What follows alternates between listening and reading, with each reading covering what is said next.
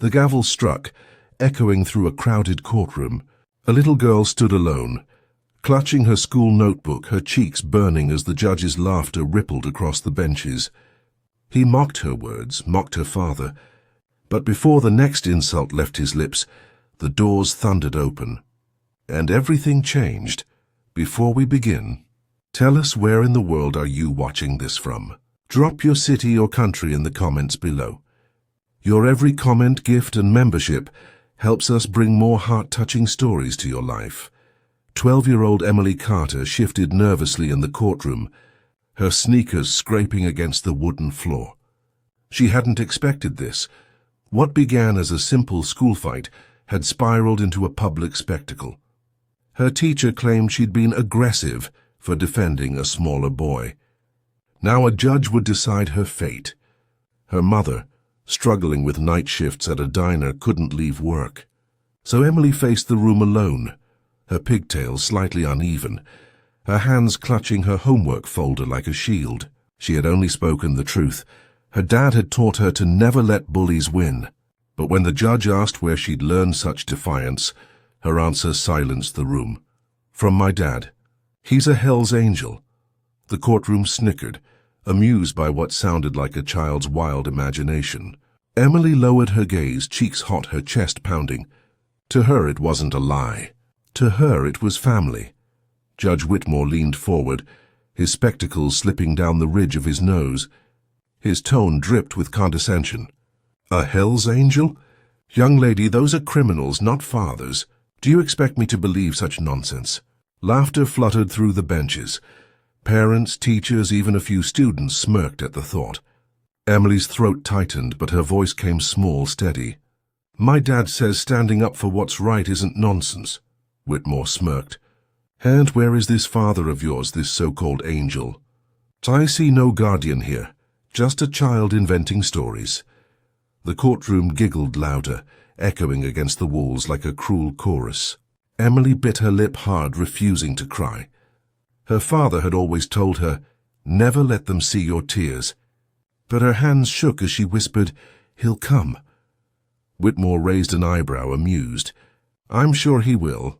The audience chuckled again. And then, faint but undeniable, a rumble echoed from outside. The courtroom quieted. At first it sounded like distant thunder. But as the seconds ticked by, the rumble grew louder, heavier, shaking the very glass of the windows. Judge Whitmore frowned, tapping his gavel. Order, he muttered. The laughter faded into uneasy silence. Emily's head lifted, her eyes widening with recognition. She knew that sound, had felt it vibrate through the ground outside her bedroom window at night when engines rolled home. Suddenly the double doors at the back of the courtroom burst open, with a force that rattled the hinges. Gasps filled the room. There he was, her father, Logan Carter, broad-shouldered, denim cut heavy with patches, beard streaked with silver. He wasn't alone. Behind him, a line of leather vests filled the hallway, the patches of Hell's Angels gleaming under fluorescent lights. The air thickened. Whitmore's hand froze mid-air, gavel suspended, his face draining of color. Emily's small frame straightened. Her dad had come. Logan walked forward with steady steps, boots echoing like war drums. He didn't hurry. He didn't need to. Each stride carried decades of weight, of loyalty, of battles fought on the road, of promises kept. The angels behind him stood shoulder to shoulder, a silent wall of leather and resolve. Every eye in the courtroom followed, the once mocking smirks now erased, replaced by nervous silence. Logan stopped at the table where his daughter stood, trembling yet unbroken. He bent slightly, laying a calloused hand on her shoulder. You all right, baby girl? Emily nodded quickly, her lips quivering but her eyes shining. Then Logan looked up, his gaze pinning the judge. His voice, low and even, carried across the chamber. You got a problem with how I raise my daughter? Whitmore swallowed, but words caught in his throat. The gavel lowered slowly, as though it dared not challenge the man before him. The tension thickened, silence heavy enough to smother breath. Logan's presence wasn't loud. It was absolute. He didn't need raised fists or shouted threats. His stillness said everything. Behind him, the angels filled the space like shadows, each man unmoving, their cuts a language of their own. Emily clung to her father's side, her fear melting into something fierce, pride. The judge cleared his throat, attempting to reclaim his authority. This is highly irregular. A court of law is no place for intimidation. Logan didn't flinch. What you call intimidation, I call respect. My girl spoke the truth and you mocked her. That ends now. A murmur swept the gallery, people shifting, glancing nervously at the row of angels. Whitmore pressed his lips tight, the gavel quivering slightly in his hand. For the first time in his long career, he wasn't in control. Emily looked up at her father and whispered, "See? I told you he'd come." Judge Whitmore leaned back in his chair, his composure cracking under the weight of dozens of unblinking eyes. He forced a smile. "Mr. Carter, I respect your devotion, but surely you understand your reputation precedes you. These affiliations are not typically considered role models." Logan's jaw tightened. He crouched down so Emily could see his face, not the judge's. "Em, what did I always tell you about bullies?" She answered softly, "That they get smaller when you stand tall." He smiled. "That's right."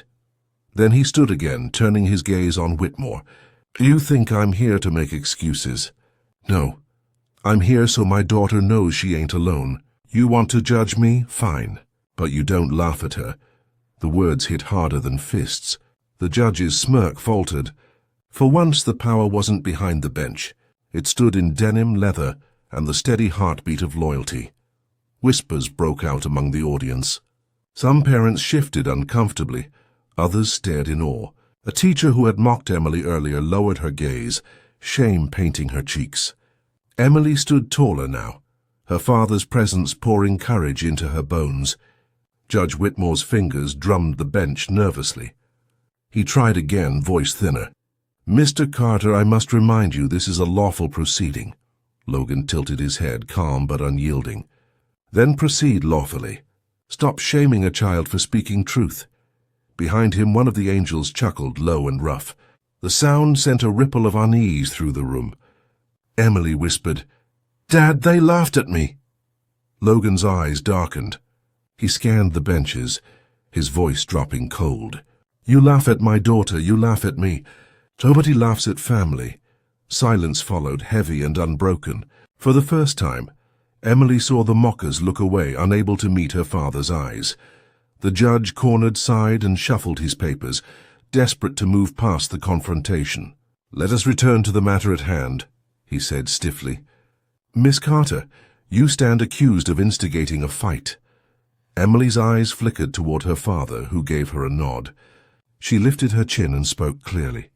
"He was hurting a smaller boy. I told him to stop. He didn't, so I pushed him back." Her voice trembled but carried truth. The courtroom stilled. Logan leaned forward, his deep voice cutting the air. "That's what I taught her. Not to swing first, but never to let cruelty win." Whitmore's lips pressed thin, his authority shrinking with every word Emily spoke. The angels behind Logan nodded, quiet affirmations of the creed they lived by. And suddenly, what had seemed like rebellion looked like honor. Even those who once smirked now shifted uncomfortably, wondering if maybe they'd judged too soon. Judge Whitmore tried to salvage the moment, but his voice wavered. "Intentions aside, violence cannot be condoned." Logan stepped forward, his eyes locked on the bench. "Neither can cowardice." The words hung heavy, daring challenge. Emily squeezed his hand, her small fingers wrapping around his calloused ones.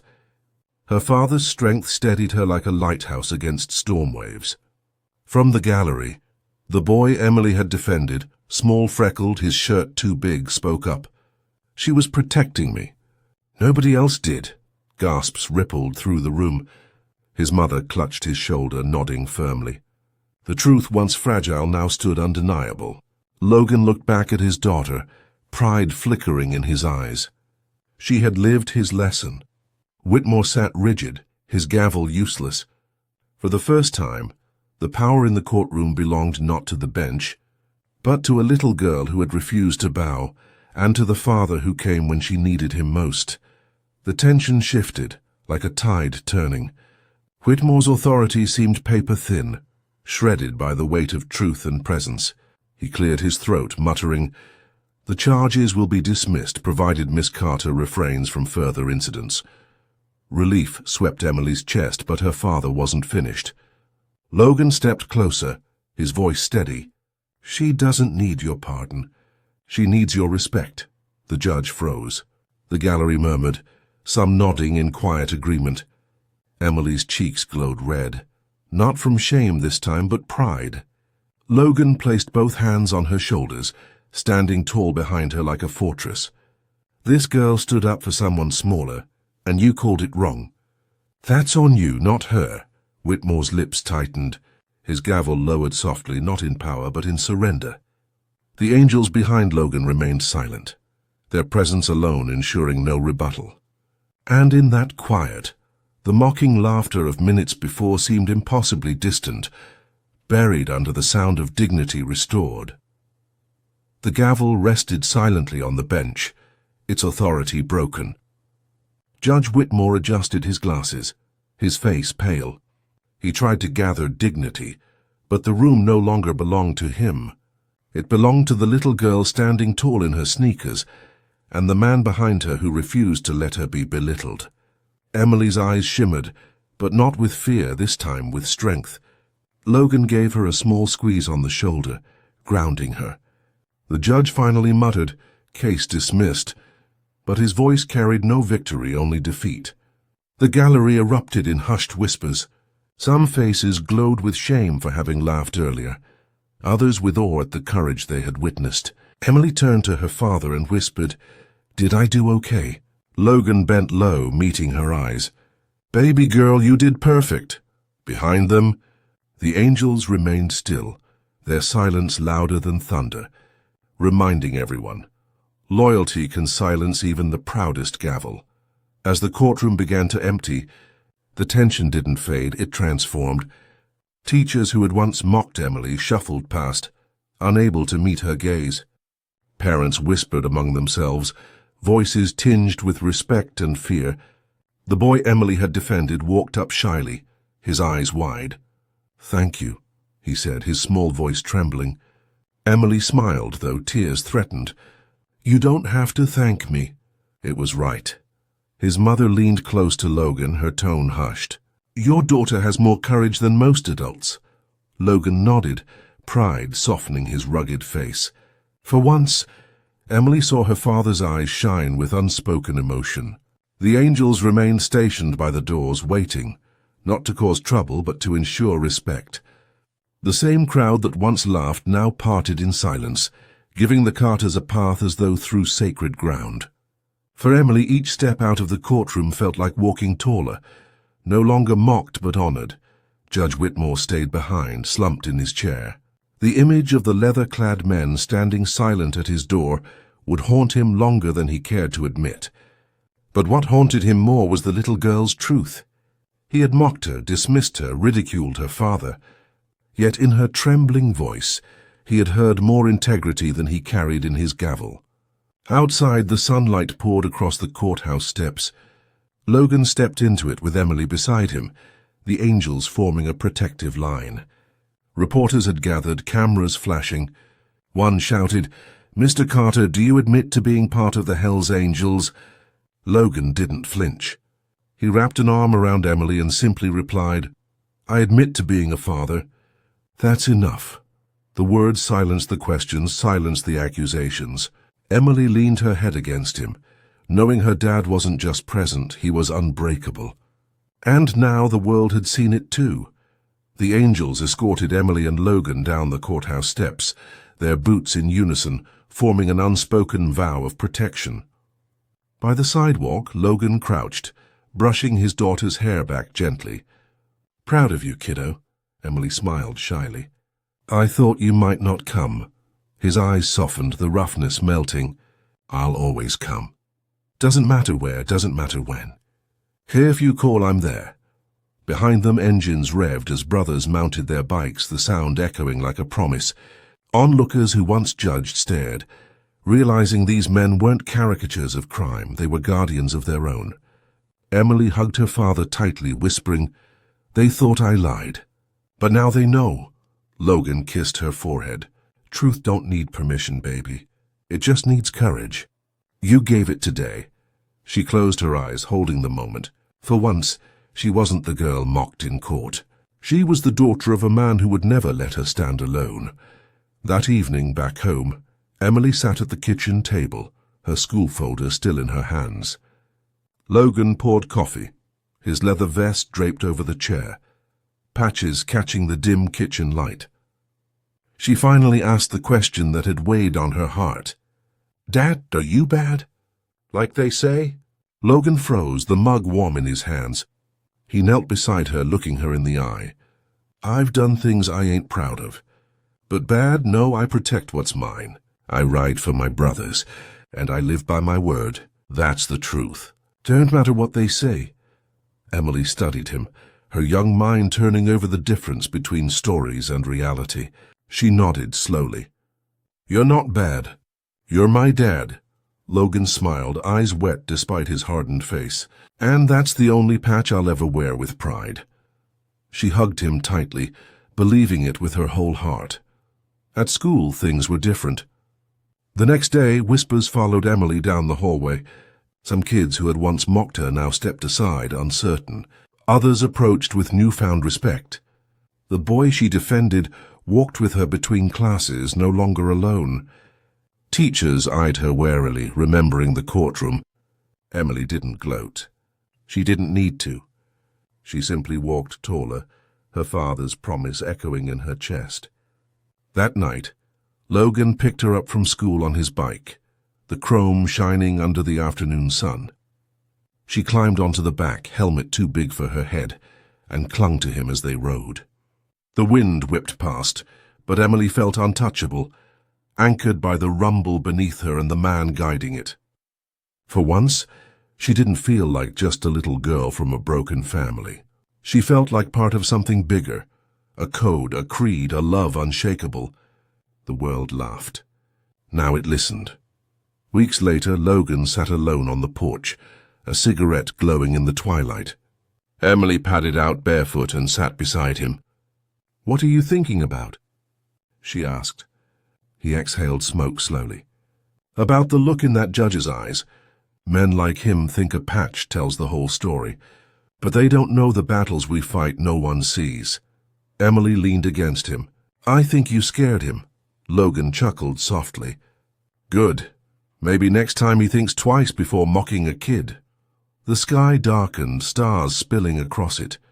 Emily whispered, "I wasn't scared anymore, not when you came." Logan looked down at her, his voice rough with emotion. "That's all I ever wanted, Em, for you to know you're never alone. Not in a courtroom, not in this world." She smiled faintly, resting her head on his arm. Together they watched the night settle, unafraid of its silence. Months passed. Emily grew more confident, her voice firmer in class, her eyes brighter. Teachers noticed, her grades improving as her courage did. One evening, Logan attended a school play. He stood at the back, denim vest stark among rows of parents in collared shirts and dresses. When Emily's name was called, she stepped forward, her voice steady as she delivered her lines. Parents whispered, recognizing her father, but this time their glances carried less judgment, more curiosity. Afterward, Emily ran to him, leaping into his arms. "Did I do good?" she asked breathlessly. Logan hugged her close. "You did great. You always do." For the first time, Emily didn't care who watched. She wasn't ashamed of her father. She wasn't embarrassed by whispers. She belonged to him and he belonged to her, and in that belonging she found strength greater than any mocking laugh. She found her voice. One Sunday, Logan took Emily on a ride deep into the desert. They stopped at a lookout, wind rushing past cliffs and open skies. Logan pointed to the horizon. "See that? World's bigger than this town, bigger than that courthouse. Don't let small minds trap you." Emily nodded, her hair whipping across her face. "I won't." He crouched down, pulling a small patch from his vest. It wasn't the Hells Angels insignia, just a small embroidered heart with wings stitched by hand. He pinned it gently to her jacket. "This one's yours. Means you stood up just like we do. Means your family." Emily stared at it, her chest swelling. "But I didn't fight on a bike." Logan smiled softly. "Doesn't matter how you fight. What matters is you don't bow down. Ever." She hugged him tight, the desert wind wrapping around them. She wasn't just his daughter now. She was his legacy. Years later, Emily would remember that day in the courtroom not as humiliation, but as the moment everything changed. She'd remember the laughter, the mockery, and then the thunder that silenced it all. She'd remember her father's hand on her shoulder, steady as stone, and the wall of leather that told the world. She wasn't alone. The judge had frozen, the gavel powerless.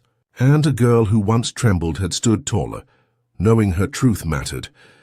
Emily grew into a woman who spoke boldly, defended fiercely, and carried the patch of love her father gave her. The world still misunderstood the angels. But for Emily, they weren't criminals. They were proof that loyalty, once given, never breaks. And her father, her Hell's Angel, remained her compass, her fortress, her unshakable truth. If this story touched you, remember, courage isn't about size or power. It's about standing tall even when mocked. Family means protection, loyalty, and love that never quits. If you believe in stories of courage and dignity, like this video, subscribe and press the bell icon for more.